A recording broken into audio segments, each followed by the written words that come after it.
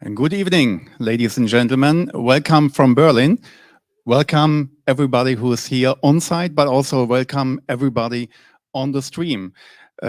Welcome to Mastering Hypergrowth with Lucas de Jong from Gorillas. So, I mean, everybody knows the brand. That's definitely, I think, for sure. It's one of the fastest growing brands. It was impressive to see how fast this brand grew from unknown to known. Everybody knows it at the moment. And this is a company who has been recognized as the fastest ever unicorn in Europe. So we are really proud to have these guys today in our office.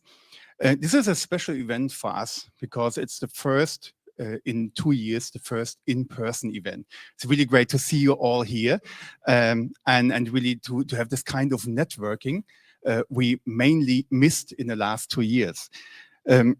This is a CFO Connect event. And CFO Connect, for everybody who's not familiar with it, is a global community of finance professionals, of finance leaders. We as Spendesk host these, we power this community. We are proud to bring so many financial professionals together in events with great content, in networks for exchanging, for learning, for building a great community. If you're not familiar with Spendesk, who we are, we help companies to digitalize a core finance process, everything around the spend management, the business expenses. So it starts from business, from budget creation, about approval processes, the spending, the invoice management, and so on. So, but let's start with the event for today. My name is Thomas Adel. I'm the country manager of Spendesk. I want to inform you, or let's give a recommendation as a last point of my introduction. On the 17th of May will be the online marketing rockstars in Hamburg. And this year, for the very first time, there will be a finance stream called Finance Forward. And on the 7th, it will take place on the 18th of May. And on the 17th, the CFO Connect is going to host a CFO dinner. So if you're interested to join on the 17th, please feel free to contact me.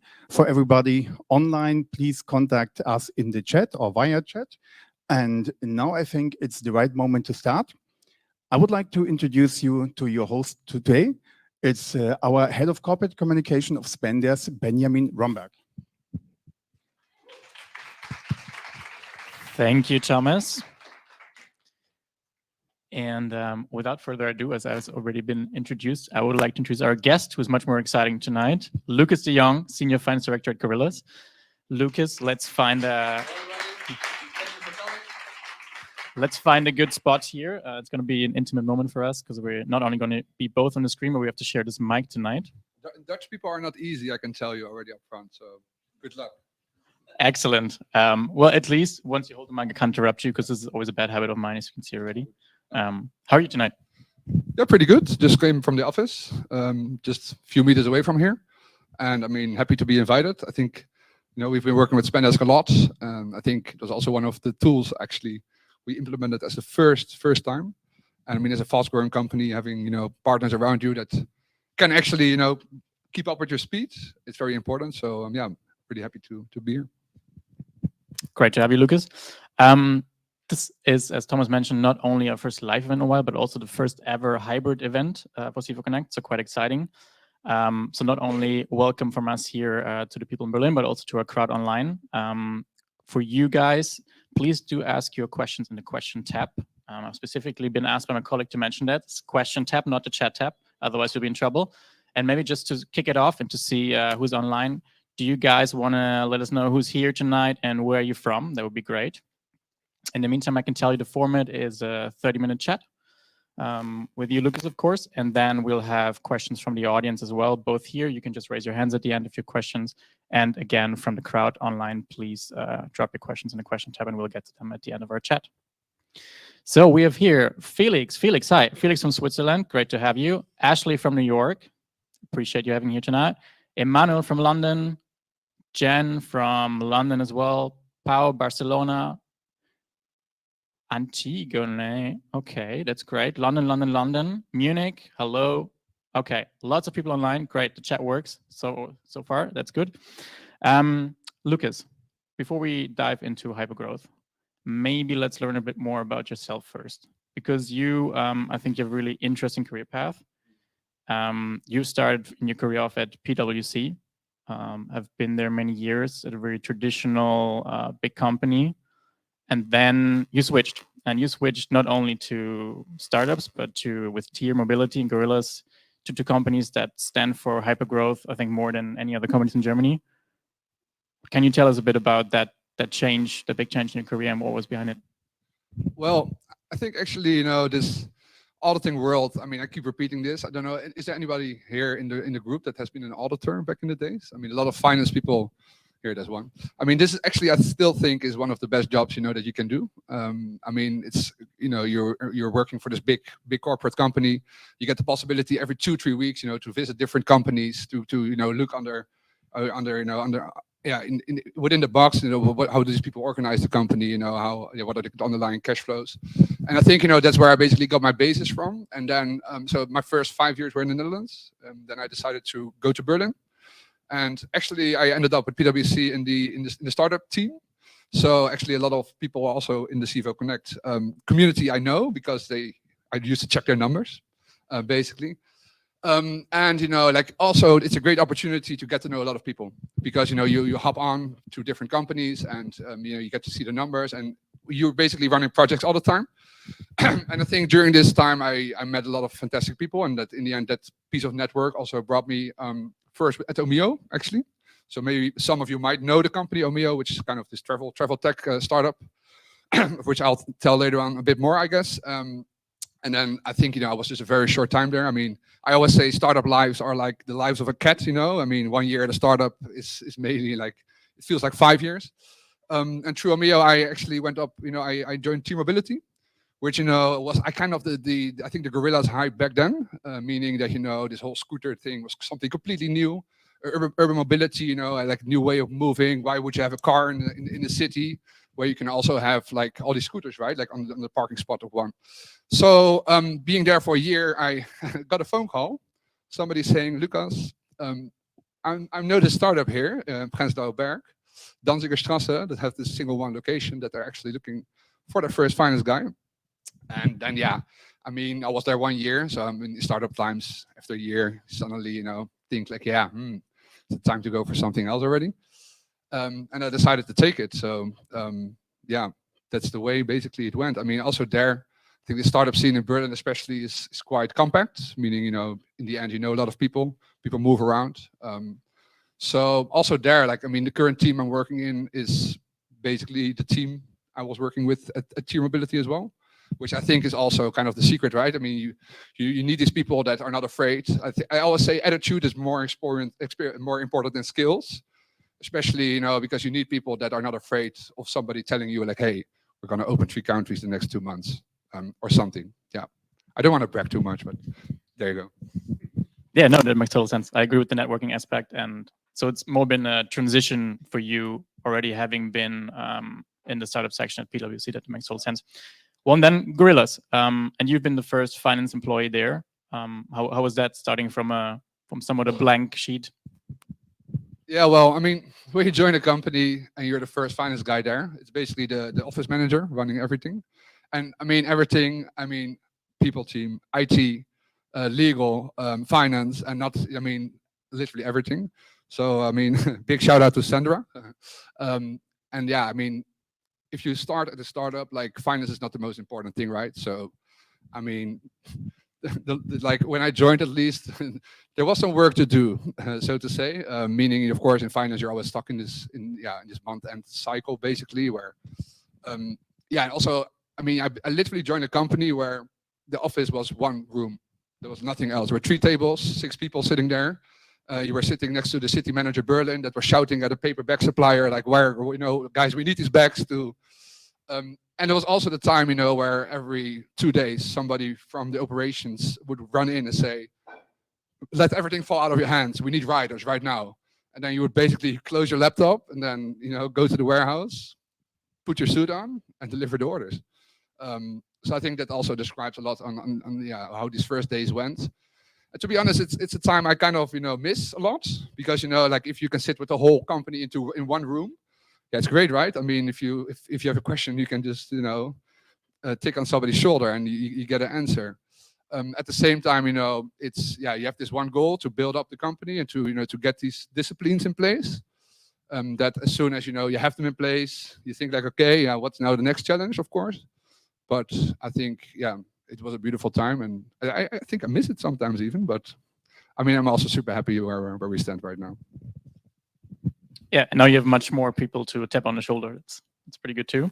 How would you say? Obviously, a lot of things have changed, as you mentioned, but how would you say what were the biggest changes since you arrived at Gorillas?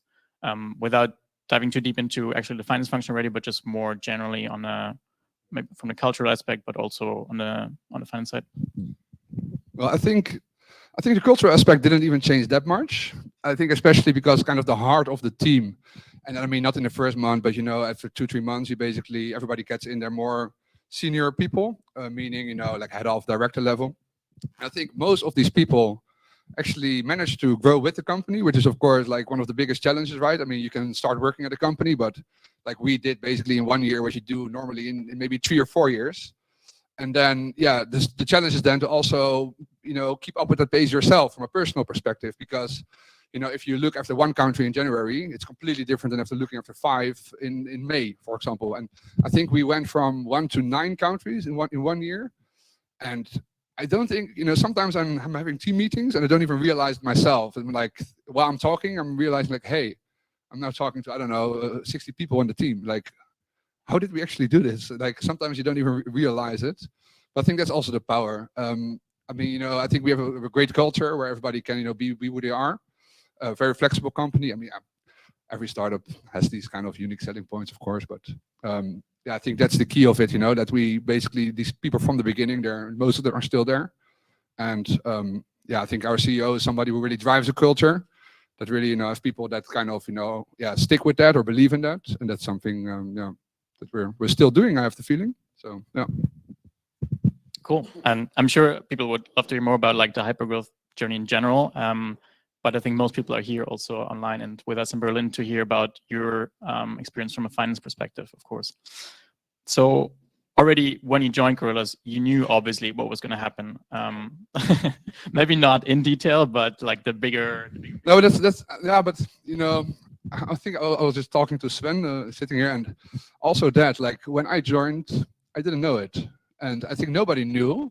And also, I mean, of course, like Berlin knew it, right? Like I heard from friends already, there's a startup, you can order these beers online, and like after you order, in 10 minutes, it's actually there. Like when I received my job offer, the first thing I said, like, let me go there. I want to see it. How do these guys do it? Simply because, I mean, in Berlin it was, and maybe 1 or 2 other cities, and that's it. So I remember sitting in this room, and Khan, the CEO, was, pitching, obviously, to an investor, and just telling what his plans were. And I was sitting there and thinking, okay, is this the plan? Okay, now then, I mean, but I think that's also in the end was one of the most key elements, that understanding what these plans are, so that you know what's coming to you. And without that, you would be lost, basically. So, but I still think not everybody was aware. At least I wasn't. And once you were aware and you knew about these plans, what did you put in place to anticipate this fast growth and to make sure you can manage at the time once it happens? Was there anything that you already kind of could like prepare? Yeah, so I mean, in the end, I think like as an auditor, I've seen a lot of startups, and I've seen what they did. So the typical start is, small team, you outsource your accounting, you have this tax advisor you work with. They provide you numbers, but the numbers you can't really do something with it, right? Because in order to provide, let's say, basis for your management decisions, you can't really use it. And then most of the time, you hire a team, and then you take the accounting in-house, and then probably you keep work. So we skipped that whole part, basically. So when I started, I think the first thing we did is implement an ERP system, of which, I mean, I've seen startups being 10 years old that didn't have it. We did it in 6 weeks, I believe. Which also, I think, you really need great partners to do that. We had a great partner. He actually also presented at your CFO Connect event a while ago. I think he's there as well tonight, Ross. See you. And then, like if we would not have done that and would still, end up importing manually all kinds of numbers together. So yeah, implementing ERP, hiring like crazy. I mean, I think Travel Tech Berlin was basically the startup area we got a lot of people from. So you have to imagine that if you work at Omio or Get Your Guide, these were people that were really startup minded, but COVID hit in. They were breaking down their organization basically. And these people were people that really wanted to work very hard and actually be in the startup vibe and see the craziness. So I think there was a very important, I can almost say source for us, or that we got quite some people out from this area. And also there, I think, having these really experienced people in the end was not even the most important. I think we also got quite some people in the team that had never worked in finance. That just about the mentality, hey, if you're streetwise, give me a few weeks, and you'll get along with the vibe. And I think, we took people also from the warehouse sometimes that wrote me on Slack, hey Lucas, listen, I'm from Greece, I did a bachelor accounting, I want to work in finance, and do you have a spot? And then also there, it's not that just you need simple hands, but you need actually hands with people that have this mindset. And from what I've seen from the people growing within the team, if you work in a warehouse, you know exactly how the processes work, you're a hard worker. These people were as valuable as the other people actually in that we hired that had 10 years experience, for example. So then I think, in the end, I of course got joined by great people. So, Elmar, our CFO, has been an investor for a long time, also in Team Mobility actually. So that's, and also Jerry. So Jerry Pigeon, it's like, more the, let's say, controlling or commercial finance guy who clearly was taking care. So I always say I look backward, Jerry looks forward, meaning that he was more the controlling, budgeting, planning guy, and I'm more like I'm taking care now of accounting, treasury, tax, finance systems. So I think that having these three core functionalities in of people that have done it before as well was something super important. And then, what else should I say? Working with all these partners is also one of the most important things I think I've experienced.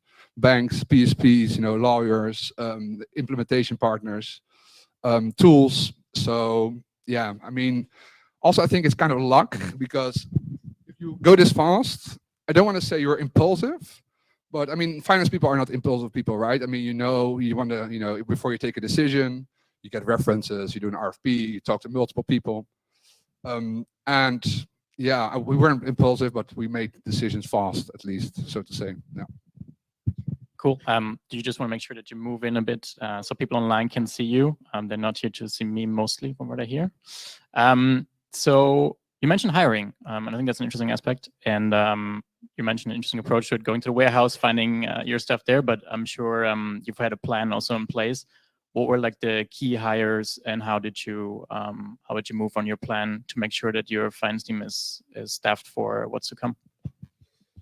Yeah, so I think one of my key hires was head of accounting, which I knew from Omio back then, which actually I worked 2 weeks together with him, I think, and then I left, but he left such a good impression that I was convinced, he was the right guy.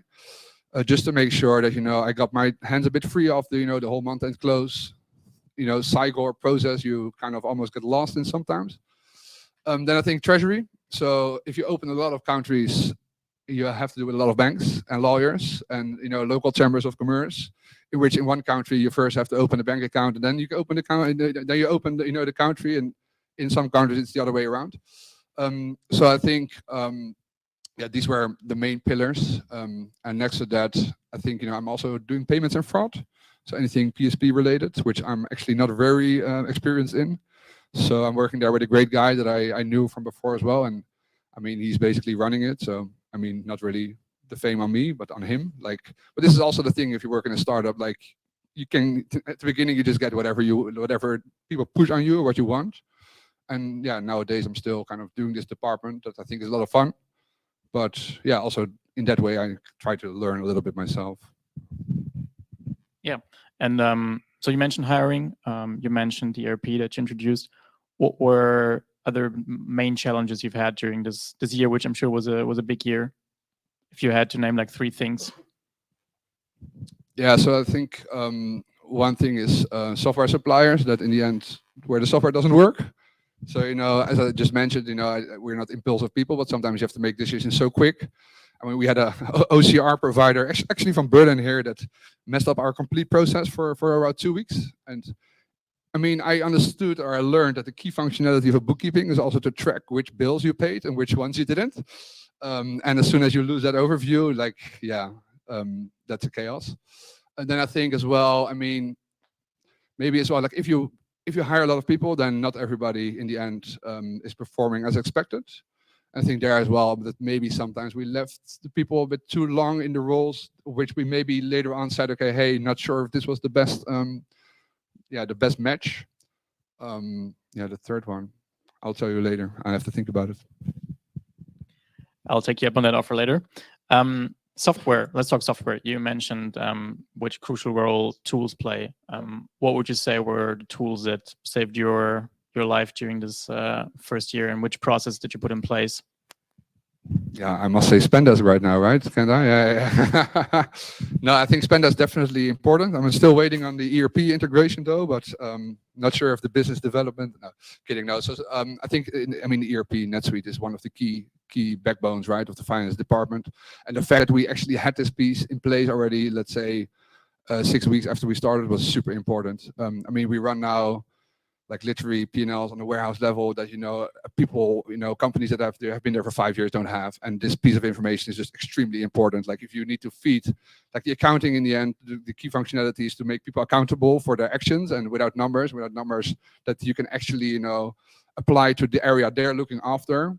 Yeah, it's very hard to manage your business. So I think NetSuite is number one. Of course, Spendesk is one, and I think we have some add-ons on NetSuite as well. Some OCR tools, some bank reconciliation tools that are actually great. Of course, we use Excel still a lot, to be honest. A lot of software suppliers, their USP is move away from Excel, but I think we still use it a lot and liked it a lot. But I think not so exciting actually. Also there, we are in a very heavy operational business, right? So we have plenty of locations, loads of employees, and loads of invoices coming in. And I think you have to make sure you cover these key processes, because in the end, the business is not going to wait, right? So people go, they are spent, they're not going to come into finance and say, hey, we're going to open Italy, are you guys ready for it? No, that's not going to happen. So I think if you just make sure that at least these main key processes you cover, that at least these are unbreakable. I think that was very important for us, because opening up a country, okay, you have to put in a lot of energy, a few weeks, and then it stands, and then you have local management, you have people in your team that look after it. But the tools, if the tools are not right, then you can forget it. I think that's actually an interesting aspect of it. So as you said, you might not always be involved in all the planning, and so like one day the CEO comes to your office, so like we have an office in Rome now. What's happening there for you? What does that mean for you? What do you have to put in place to make that work? Yeah, well, I think the warehouse has always been the first office. This is also like kind of the company culture that we have, basically a warehouse culture. When I met Kaan, the CEO, for the first time, it was in the warehouse, where they were working, and so I think in our speed sometimes we kicked off already before we had a GM, and we basically found a bunch of working students that would basically, we also work a lot with international people, so it's a team that would move around, and they must have a great year, like they lived in every capital city of the. But in the end, it's working a lot with our legal team, setting up the entity, setting up the bank account, making sure. If you have an ERP, it's quite easy to replicate it and to make another instance. So, if you think back about it, it doesn't sound so interesting. But if you have this basis that you can just, hey, if I now start 5 more countries, it's just a few clicks, and I have the basis of at least, for example, financial administration. I know how the processes work. Then you can just replicate it quite quickly. But in the end, every country has an MD that's, of course, managing the country. And in the end, finance is, of course, you could almost say back office function, which, of course, not everybody agrees with. The role should be a bit more. But from that perspective, it's not that we do everything locally or something. No. Back to hypergrowth more generally, do you have, like, from your experience now, one golden rule, either do or don't, that you would share for others to not make the same mistake? Yeah, I mean, I think I mentioned the role of the right partners as well. I mean, of course, Spendesk was one. No, but also, for example, banks. Banks are super important. Like also a bit of an area where you can't really win. I mean, nobody's gonna say like, hey man, this opening of this bank account went great, flawless. Same with PSPs. I mean, we work with quite a big PSP in Amsterdam, which some of them might know. Like, I'm not going to promote any companies here, but that yeah, you could basically call a person and they would open another account for you. And I think also one thing I might not have forgotten a little bit is to also take care of yourself. I mean, starting in this kind of company, it completely turns your life around. I gained like, I don't know, 10 kilos. Like I've had sleepless nights. I mean, also in our office, like I remember coming in our office and then at 8 o'clock in the morning and I heard a sound. So I'm like looking and I found a colleague sleeping in the office. So that kind of describes a little bit on, how much effort people put in.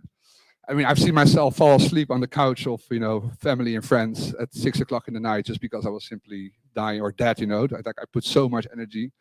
And that's something I think I would do different nowadays.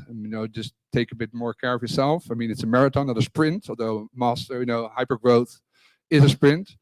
And that's why I'm still happy. I'm sitting here, with a smile on my face and talking about this amazing experience. So I think that's really important. And the whole culture is kind of against it, right? Because this whole startup is, you all have this common goal and you work really hard. But it's also very important to make sure that you still, when you go home, have a smile on your face, and also when you wake up, have a smile on your face, which I always had. But yeah, it has a huge impact on your life, and also the people you live with, you work with, and stay nice. That's, I think, also a very important lesson. It is for sure, and I don't know how people feel, but you don't look too damaged yet, so I think that's okay. It is interesting though, if you mention that, and did your previous experience at PwC at Tier help you finding that balance in a new hypergrowth environment faster, or was just the same again? I think PwC in the Netherlands and in Germany is a huge difference. I mean, I think as well, PwC Berlin is, for example, also different than Frankfurt. I mean, I'm saying PwC, but I think this counts for every big four. In the Netherlands, yeah, I mean, I actually started there when I was 18, so quite young. And yeah, this was just working 5 months a year till 12 o'clock in the night, and then stay in hotels and don't come home. And also, I think I come out of a family as well that if my dad sends me a message and I don't reply in 5 minutes, then he's going to call and say like, "What are you doing? Like, like, are you hiding something?" And I think this is as well, like describes the culture a lot. I think at this startup where, if people have a question, it needs to happen straight away. And you need to reply within 5 minutes, kind of. This is also kind of, touching the part of, taking care of yourself, I think. But I think definitely that helps. And I mean, also, it's just completely different worlds. But in the end, yeah, the materials are the same. And I think in the end, yeah, I say in the end a lot, huh? I recognize it. No, but I think I just get very excited as soon as I'm in this kind of environment where a lot of people are really going for something, which at PwC I think also was the case. Though the level of specialism is a bit different, I think, than working in the startup, which of course is also doing a lot of dirty work. Like, if you start at the startup, then yeah, you have to pay the bills, It's also a key core function that you'll find, especially when you start as a first guy. I mean, yeah, anything that people can relate to finance, here you go, and do your best and have fun with it. Great. Before we jump into questions, can you just give us a little bit of an outlook? What's up for Gorillas next, as far as you can share? What's up for you in the finance team and for you personally? Yeah, so I think every startup is built on like, we have cards. I think every startup is basically building a car, right? Like I think our CEO once gave the good example of Volkswagen building their first car. I think every startup is building their first car and then looking at the car and thinking, hey, maybe we need new tires. Maybe we put a different color on it. Maybe the mirrors are not good. And I think, this kind of continuous process of improvement, I think that's something we're also absolutely in. I mean, I think there was a question on planning as well. I mean, we are a new business model, right? I mean, of course, you can go to the supermarket and buy your goods, but what we were doing has not really been done before, not in the intensiveness that we're doing. And it also means that maybe not everything is as efficient as you would like it, or when you're continuously looking, okay, hey, how can we make this process go better? And I think we're still at the very, very, very beginning there. I mean, I read an interview of the CEO of Just Eat Takeaway, and he also said, like, you have to imagine that we are now, building the rails, like they did 100 years ago, maybe. Like this whole delivery and also grocery business is still at the very, very, very start. Like I was at my parents and I ordered a USB stick and I had to wait 2 weeks. Yeah, this it's gonna take, I don't know, a few months until this completely changes. You see it now as well in the market already. You have now the medicals, some startups that deliver medication in 30 minutes. Yeah, and there's just some very niche markets also coming up. But I'm convinced that this is never going to go away. Same as Team Mobility, these e-scooters, it will for always stay there. I think. The only question in what form and how. But it had such an impact. I'm sure people here also used it, and I mean this experience of ordering it and getting it is just amazing. I think, of course, there's good points and bad points, or improvements. But I think it will be a lot about how are we going to improve this process? What do our customers actually want, and how are we going to make sure we're going to get it to them? So, of which I also think that I mean our founders from Turkey, in which these are countries where completely different levels of service are applicable. I mean, I once asked a Turkish friend of mine, and he basically said, like, hey, if you walk into a Turkish shoe store, there's somebody there to bring you coffee. There's somebody there, to take off your shoes, and there's somebody there if you ask if you want something to eat, basically. And this is just a level of service that that over there is super normal. And I think this is the first year or two that people actually see what service actually is, and how you can serve your customers in that way. So yeah, I think there's a long way to go, but that's my opinion. Well, will certainly be exciting for you and your team. Thanks for sharing all these insights with me first. But now we have a lot of questions from the audience already. So please, for the online guys, do drop your questions in the chat. And here in the audience in Berlin, if you have any questions, just raise your hand. We can start with Christoph Schneider from Stream TV, who shared a question already beforehand with us. He's asking, planning is particularly challenging when a company is in hypergrowth.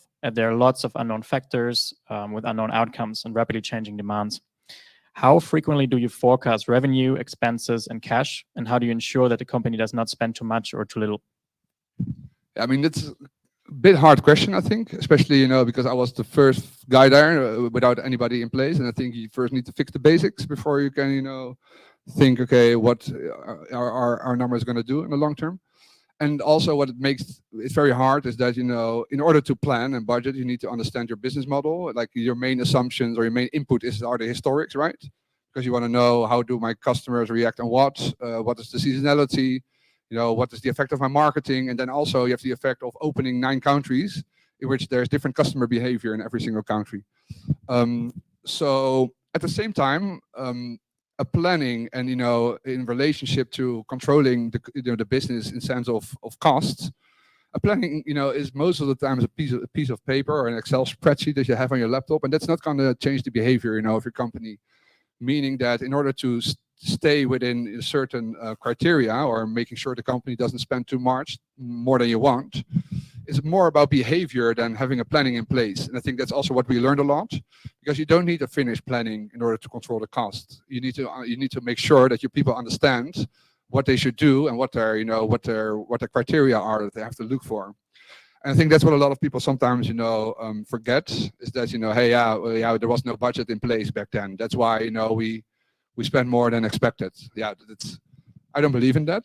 I think, because everybody has a common sense and everybody can think. And it's about behavior. Like, make sure your people act like they in line with company goals.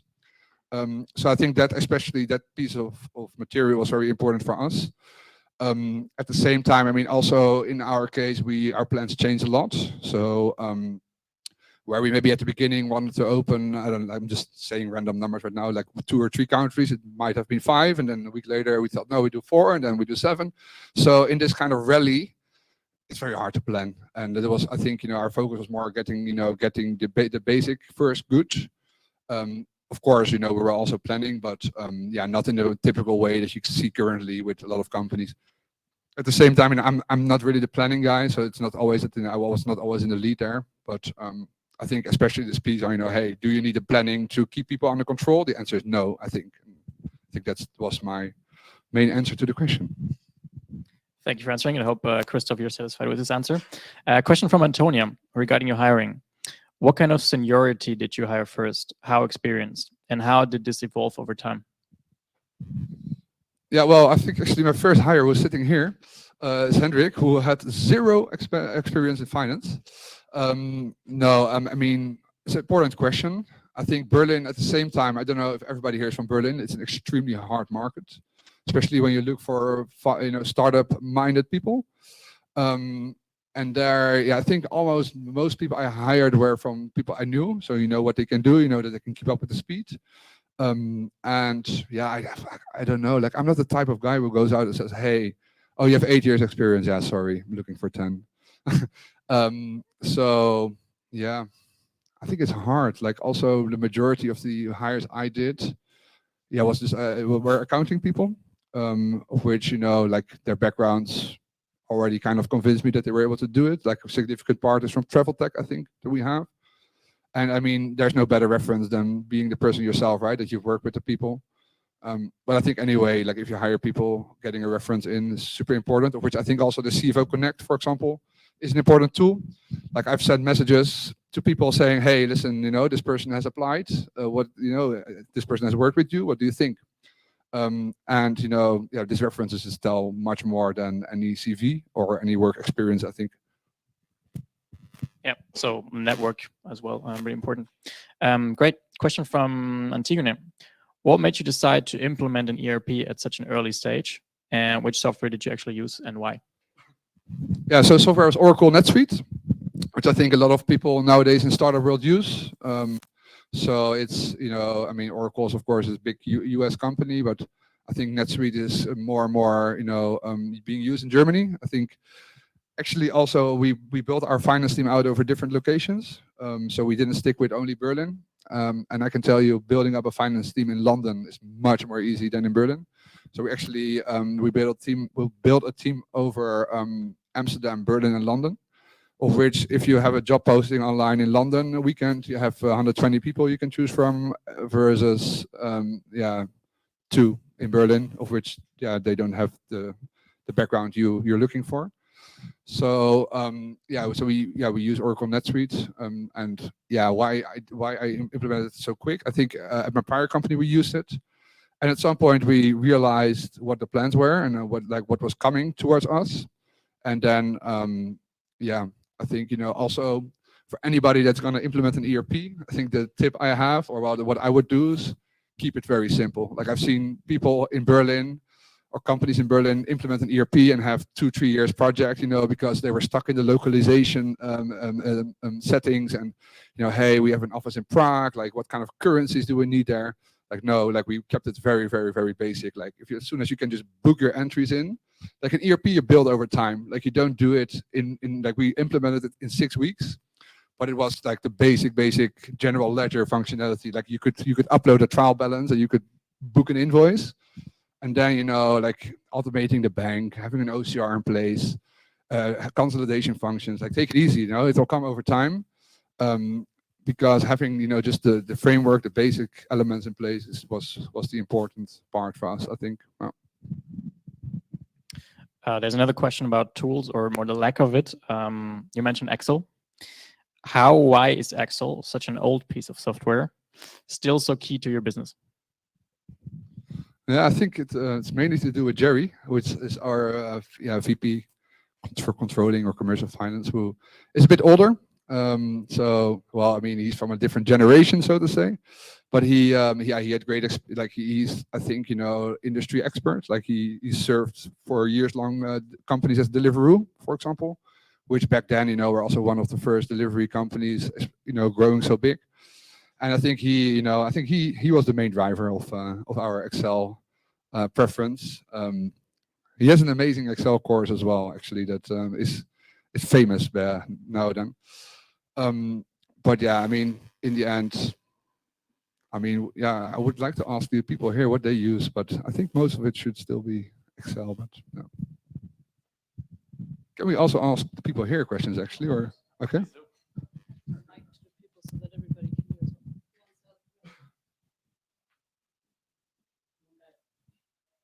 don't know if there anybody has a question. Well, good thing is we have more online. And you might wonder why they're handing to me on a post-it. That's an interesting process. But we have a question from Marius. Marius asking, how do you manage the hiring process in hypergrowth? So back to hiring. We find it difficult to fill positions, especially in finance. I think you answered it a bit already, but specifically in finance, any more tips besides the networking that you mentioned already? I think, your network is of course very important, but also, I mean, we went to London to hire a significant part of the team, and that made it significantly easier. Also, I mean, we didn't even use that many external recruiters, just because I think the principle behind external recruiters is that they deliver you today somebody and tomorrow they take somebody out of your team. So you're basically feeding their business model. I don't know. I hope there's no recruiters in here. No, so I mean, also like from a freelance perspective, we did a lot in London. So in London, there's plenty of agencies where you can get an accountant or a finance manager for £20 an hour, compared to 60, 70 euros an hour here. And then having this model in place that when you like the person, you can take them over for a relatively small fee. I think that really engined the building of our team. Simply because, also there the market is just so big that it's very easy to get people. And also, I mean, we worked with some agencies, that stick with you for a longer time. And I think we were also extremely lucky with the lady that helped us out back then. Because, she just did a lot of finance. Sometimes you work with a recruiter and they normally work with the HR team or the people team. And then you start talking about, what an accounting does. And you see somebody that looks like they see water burning. So I think that's also important. If you work with recruiters, make sure that it's people that understand, what the functions of finance are, what questions you need to raise. And also I think cultural fit is something important, but just not, I mean, we had the luxury basically to go out somewhere else, not only in Amsterdam or in Berlin or London, but all of them. Sometimes we used to post a job ad in three locations at the same time. And then, you just triple your chances, or then maybe, 6x your chances. So I think that saved our life basically. Cool. Thanks for sharing. And one last question from the audience online, from Marcus. What type of reward systems were put in place at an early stage to drive growth, and what was measured and reported? I mean, if you look at, I think the reward anyway is for everybody in the company. I think that we've been through a great story. Like, as I said, like not everybody was aware it would grow so fast and it would become so big. Like, I'm from the Netherlands originally, and even when I visit my parents, they start talking about gorillas, and it's something I've never seen, and my friends as well. So I think this biggest reward is just the ability that you were there, and it has been a how do you say it? It has been a big ride to work for this company, right? Like, this is something, it's going to happen once in your life. Like, this is not going to happen. Like in my next job, this will not happen. And so I think that's the biggest reward, to be able to be part of this. And I think that's also what fed the people, to put in so much energy, so much focus, and so much power. Simply also, I mean, from a career perspective, is of course it's amazing if you can see what we've all achieved. I'm super proud of that as well. I think if I look back at the team, what these people did, and I mean, it's not for everybody, and I've seen people struggle and cry and go really, really, really hard and deep, for this common goal basically. So I think the biggest reward is just the memory in the end that you have and that you've created yourself. And I mean, we worked super hard, but I think there's nobody that in the end will say like, hey, it was a shitty time, I really never, and like everybody, I hope at least, maybe it's a bit too arrogant to say everybody thinks, but I think, everybody still thinks back about this as being a great time. So a great time being the biggest reward. Lovely. I said it was the last question. It was actually not. The audience online is still interested to hear more from you. And we have a question from Tobias, who wants to know, how much time do you spend on the analytics side of things? Yeah, analytics. What is analytics? I know analytics as in BI analytics. I know analytics as in. Maybe we can ask Tobias. But I think what he means, I don't know, but probably. I mean, in the end, we're a tech company, right? Or well, I mean, that's the yeah, that's the business model we drive. We build an app. Well, we are using this app that enables our customers to order. And also there, I think maybe also something interesting to mention that we hired somebody called Robert. I don't know if you're watching, Robert, which also had a a very big kind of, how do you say, like he kind of a BI fan he was. And I think that's also something that really saved our life, because if you have somebody that's BI or data savvy, that was a huge win for us. So I think also there, having, let's say, not only an accounting manager but half a finance systems manager in place, that was also, I think, for us a big win. I think he joined in the second month we're active. And he actually currently also is not in accounting anymore, but he's leading the finance systems team. And I think that's also super, super important, because in the end, it's so much data. We do millions of orders. And if you have people that understand how, these BI Tableau, let's say, kind of functionalities work, that's great. And I mean, also from an automation perspective, I mean, automation is key. It can save you days and days and days of work, and having somebody in that, is so fanatic about it and really, is keen to understand and learn better and knows their way out in the data warehouse. You can almost say that, that was important. But oh, my phone. No, but me personally, like I'm not the head of finance and analytics guy, that you sometimes see, so to say. Okay, I hope the best answers your questions about the analytics side of things. We have one more from Tigune. What are the key metrics that your investors are paying close attention to? What do you think? No, kidding. Of course, revenue, I think. Revenue top line, always super important. But I think that's anyway what a lot of people look at. And I think a lot is about, efficiency, right? So, hey, you're having this very heavy operational business model. How are you going to enable, this in your daily life? So I think as well in scooter business as in delivery business, hey, how many orders can somebody deliver? You have to imagine if somebody delivers one order an hour, your delivery fees are extremely high. Meaning if you pay somebody fully loaded for 14 euros, 40 euros just delivery costs. Yeah, you can better just stop straight away. So I think this utilization rate, as they call it, is also something I think, especially in your financial planning, is something important. Like, hey, how do you make sure you can actually manage this? I mean, you've all noted probably that if you order Volt at the moment here in Berlin, that you can see the guy on your app go from left to right, from left to right. That's basically because he has 5 orders in his back. So the guy is probably delivering 7 orders an hour, and then the economics make sense as well, right? So I think, for investors, of course, path to profitability, like how do you, like what is your market share? These are, I think, the numbers that we talk about a lot, but also there, I think all the investor matters are in our team also more taken care of by the CFO, who used to be an investor himself, which he does great, I think. So also that I think has been a really important part of our journey, having somebody in that understands this world of raising money and understands what the key KPIs are. And I think I'm grateful to have worked with him to also learn more and more about this. As you know, me as a more with a auditing, accounting background. So I hope that answered the question. I'm sure it did. And with that, I would like to thank you very much for joining us tonight. Thank you for everyone here in Berlin. We'll stay around for snacks, beers, and some chats. For the guys online, thank you for joining us. Hope to see you again soon at CFO Connect, and have a lovely evening.